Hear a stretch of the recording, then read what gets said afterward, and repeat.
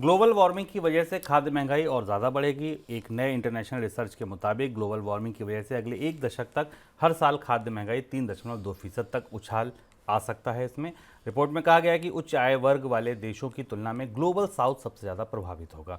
इस खतरे को कैसे समझें सर? यूरोपियन सेंट्रल बैंक की स्टडी है, हम इस पर विस्तार से एक इकोनॉमिक हम कर चुके हैं, उसका लिंक भी हम आपको डिस्क्रिप्शन में देंगे। हम आपको पहले बता चुके हैं, आज से 2 से 3-4 महीने पहले बता चुके हैं कि ग्लोबल वार्मिंग और मौसम की वजह से अब दुनिया में खाद्य महंगाई स्थायी होती जा रही है। इसका असर इस साल भी हमने देखा, पिछले साल भी देखा। देखिए, दुनिया के देशों में फसलों के उत्पादन के बावजूद ग्लोबल वार्मिंग का जो असर था, उससे खाद्य उत्पादों की कीमतें लगातार ऊंची रही हैं। और यहाँ से एक दूसरा संकेत और मिलता है कि अगर खाद्य महंगाई पूरी दुनिया में ऊंची रहती है, क्योंकि दुनिया की कई सारी अर्थव्यवस्थाएं खाद्य के लिए, खाद्य उत्पादों के लिए अलग अलग देशों पर निर्भर हैं। जैसे भारत ने अपने चावल का निर्यात बंद किया तो पूरी दुनिया से आपत्तियां आईं।